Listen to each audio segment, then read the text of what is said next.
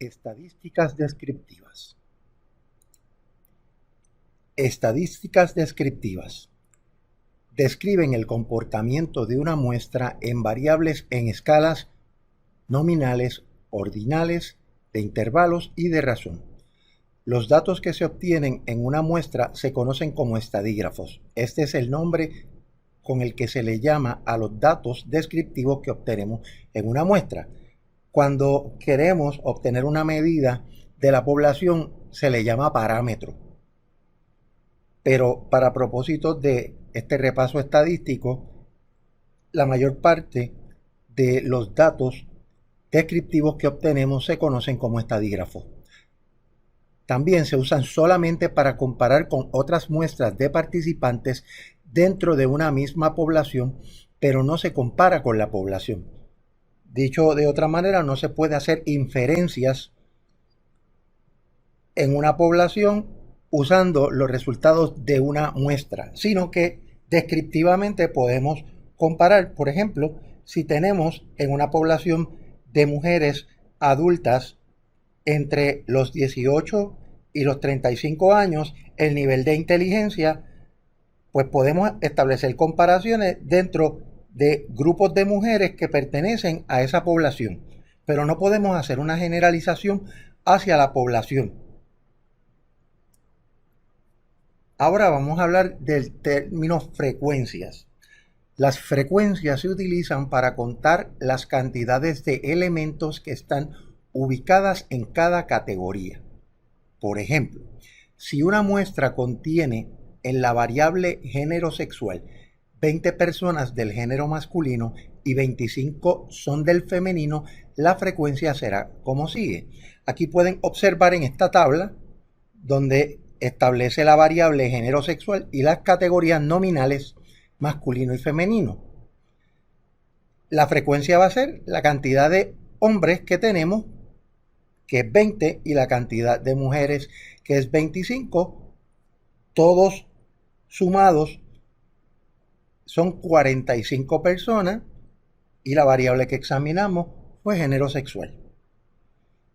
Así que esta es la más sencilla, porque la frecuencia es contar cuántos elementos pertenecen a una categoría dentro de una variable.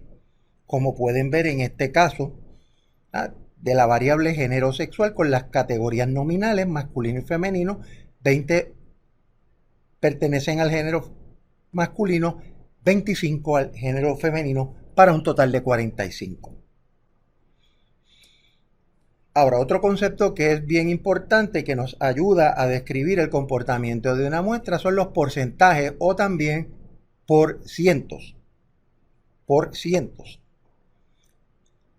Los porcentajes nos ayudan a describir el comportamiento de una categoría basado en una distribución fundamentada en la totalidad del 100%. Vamos a usar el ejemplo anterior. Tenemos la variable género sexual masculino, donde la frecuencia son 20 personas del género masculino. La categoría nominal femenino tenemos 25, para un total de 45.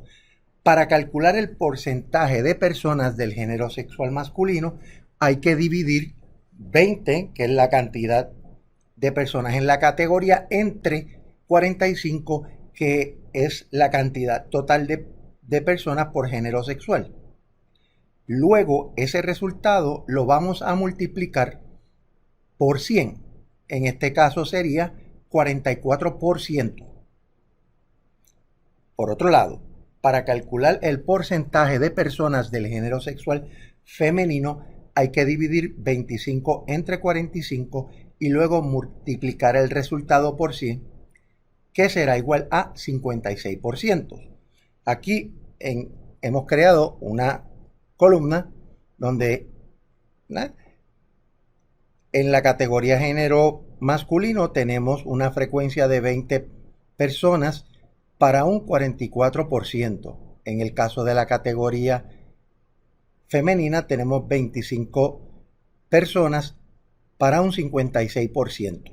Sumados ambos datos nos da a un 100%. Así que ese es el porcentaje. Tanto la frecuencia como el porcentaje son dos datos críticos a la hora de describir el comportamiento de una muestra. Ahora vamos a hablar de medidas de tendencia central, que también se utilizan para describir muestras. Medidas de tendencia central miden el comportamiento del centro de una distribución de datos. Segundo, buscan evaluar la generalidad de los datos. Por ejemplo, usted toma un examen junto con un grupo de estudiantes y después que el examen ha sido corregido, lo que queremos saber es primero que usted sacó y segundo, cómo eso compara con la mayor parte de las puntuaciones. O sea, cómo salieron las personas en general. Eso es lo que nosotros buscamos en términos de las medidas de tendencia central, ver cómo la mayoría de las personas salió en términos generales.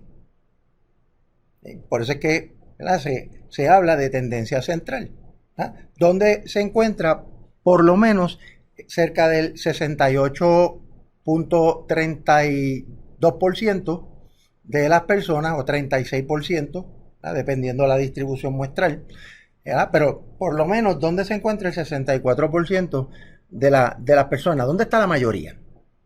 Eso es lo que muchas veces definen incluso como normal. Pues las medidas de tendencia central lo que buscan es ver cómo la gente sale en términos generales. Para ello existen tres medidas: la media o el promedio, la mediana y la moda. La media o el promedio. La media o el promedio se define como la suma de todos los valores en un grupo de puntuaciones dividido por la cantidad de estos. Por ejemplo, aquí miramos, este es el símbolo con el cual se identifica el promedio, igual a la sumatoria de X, que es la cantidad, los valores, y N es la cantidad de elementos que contiene un valor o cada valor. Vamos entonces a ver cómo se proyecta la fórmula en su aplicación. Primero anote todos los valores en una columna, sume todos los valores, divida entonces todos los valores por la cantidad de estos. Por ejemplo, aquí tenemos tres valores: 1534, 2150 y 3564. Si aplicamos la fórmula donde tenemos que el promedio va a ser igual a la sumatoria de X, estos tres valores son X, que sumados todos nos dan 7248. Háganlo ustedes para que puedan tener la certeza. Dividido entre N, que son los tres valores, N1, N2 y N3. El resultado, que es 7248, dividido entre 3, va a ser 2416. Esa es la puntuación que se encuentra más o menos en el centro de esta distribución. Sí, aquí, ¿verdad?, pueden ver más o menos estos tres datos. Si miran 2150, que está en el mismo medio, ¿verdad?, más o menos 2416, ¿verdad?, es la puntuación que se encuentra en el centro de la distribución. Aspectos a recordar sobre la media o el promedio.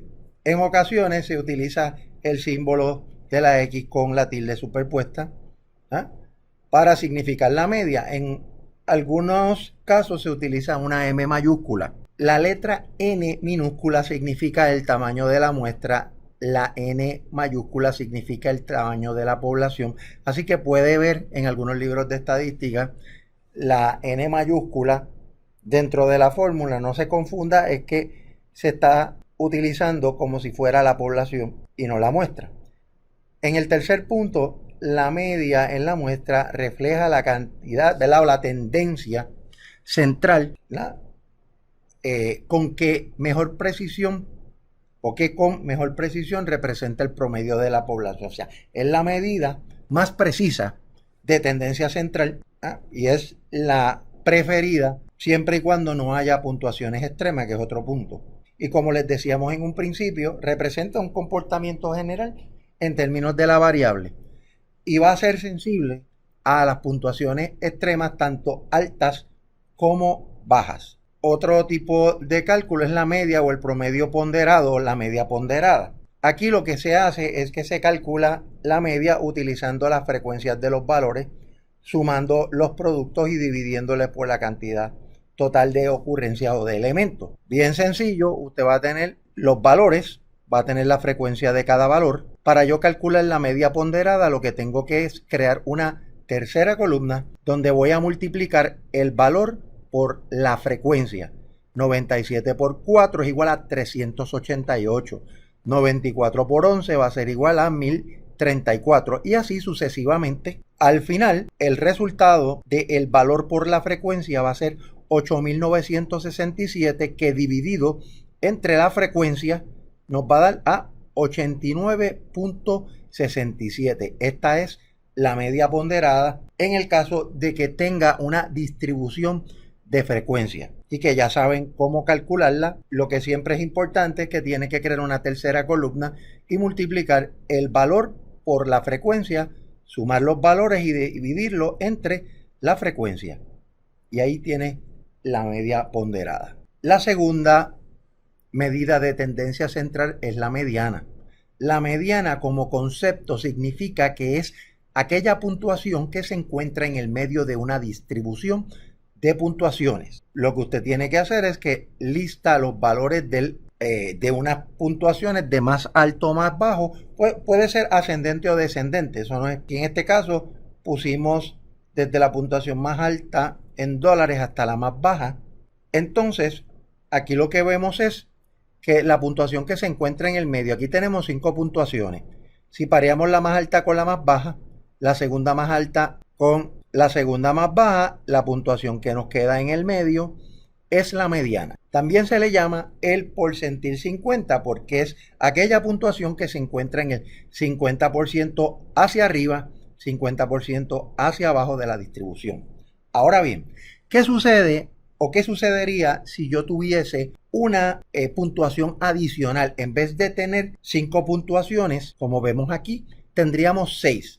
Pues usted va a parear la puntuación más alta con la más baja, la segunda más alta con la segunda más baja, y se quedaría con 2 puntuaciones, la de tener 6. Ahí, en este caso, para usted computar la mediana, usted va a dividir va a sumar esas 2 puntuaciones y las va a dividir entre 2 y obtiene la mediana. Pero recuerden, siempre va a ser con puntuaciones, ¿verdad?, o distribuciones de puntuaciones pares. Si son impares, como es el del ejemplo que les estoy mostrando, entonces pues solamente es una puntuación. La mediana se utiliza cuando tenemos puntuaciones extremas, como es el caso que les muestro, donde tenemos 135.456 y 25.500. ¿Ven? Si uno mira, estas puntuaciones son más o menos similares, pero la de 135.456 es muchísimo más alta.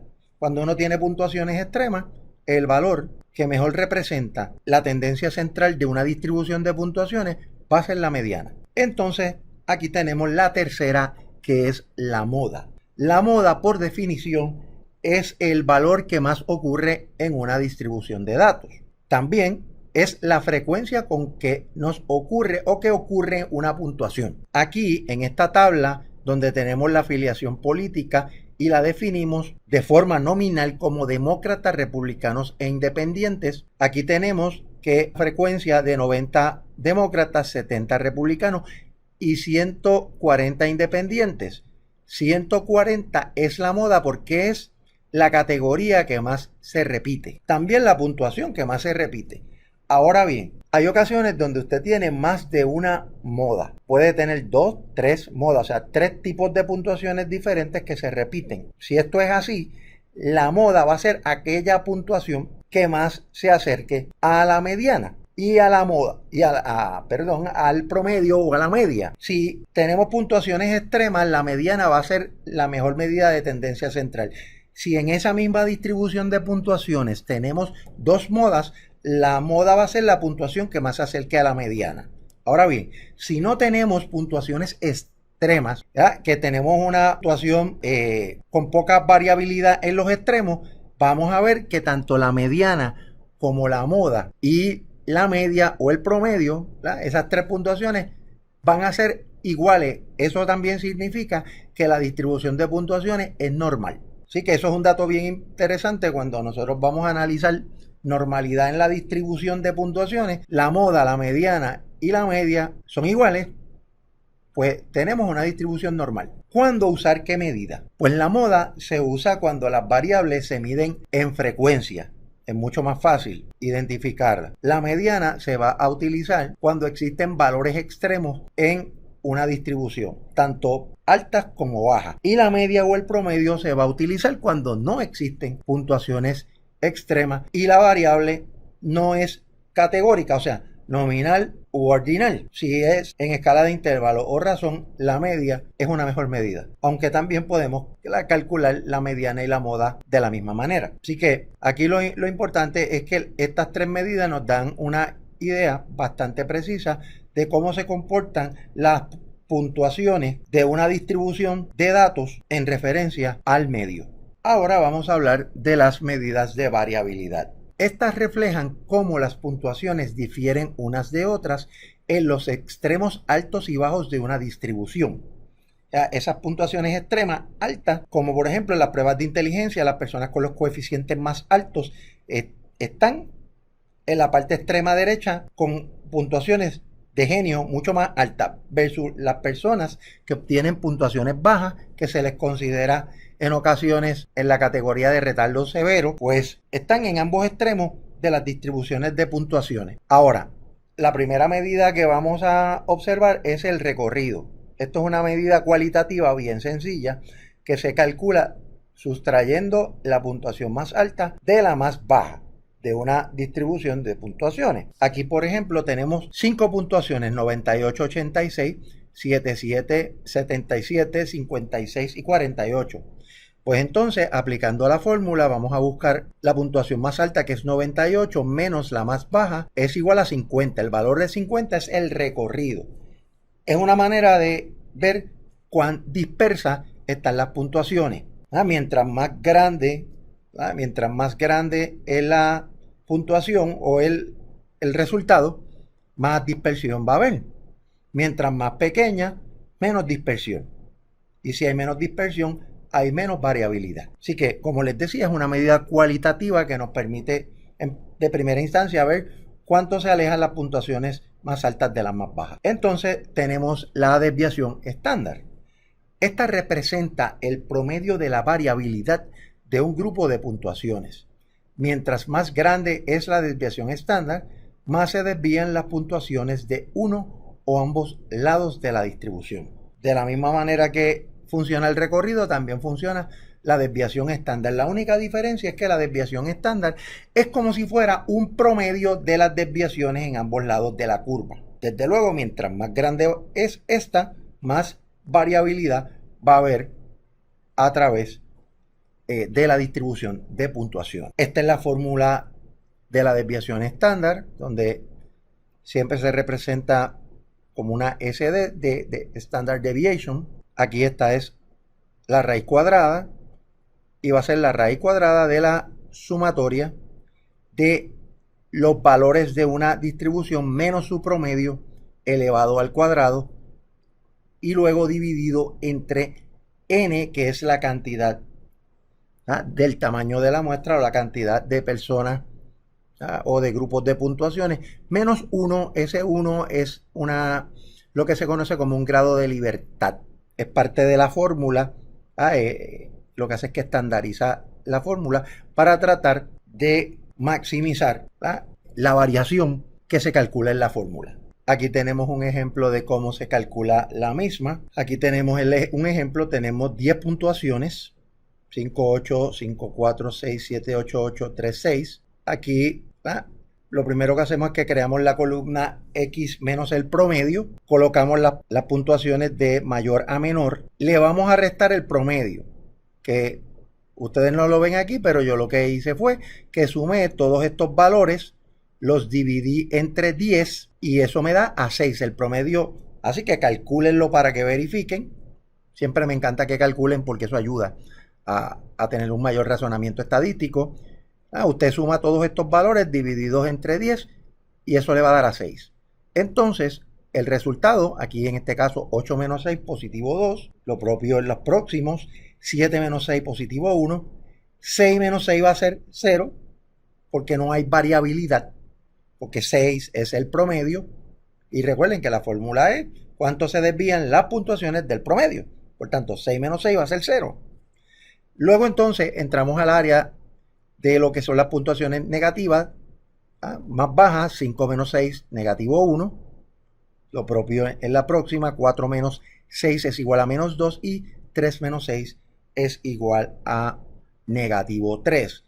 Matemáticamente empezamos a sumar y restamos. Nos va a dar un número negativo que como número real nos da 0.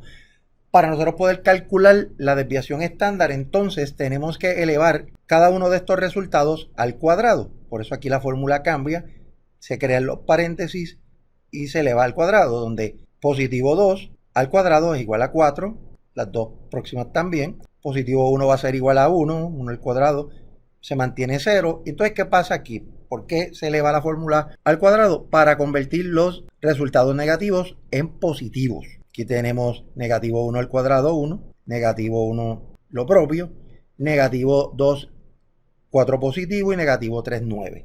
Sumamos todos esos valores y nos va a dar a 28. Y entonces aquí aplicamos la fórmula. El valor de la suma de los valores menos el promedio al cuadrado, 28, se va a dividir entre 10, que es la cantidad total de puntuaciones, menos 1, que es el grado de libertad. Eso nos da 28 entre 9. El resultado de 28 entre 9 es 3.11. Háganlo conmigo para que lo verifiquen. Y el resultado final es que elevamos a la raíz cuadrada a 3.11 y nos va a dar a 1.76. Lo que significa que las puntuaciones en promedio en ambos extremos, altos y bajos, fluctúan más o menos casi 2 puntos, mírenlo bien, por debajo y por encima del promedio, que es 6. Siempre vamos a comparar el promedio con la desviación estándar. Y pues lo que estamos diciendo es que las puntuaciones en la distribución, tanto al lado derecho como al izquierdo, en promedio varían cerca de 2 puntos, si lo redondeamos, pero es 1.76. Por tanto, no hay mucha diferencia. Así que ahí tienen el cálculo de la desviación estándar. Así que hemos podido ver en tanto lo que son las estadísticas descriptivas que contienen medidas de tendencia central y medidas de variabilidad.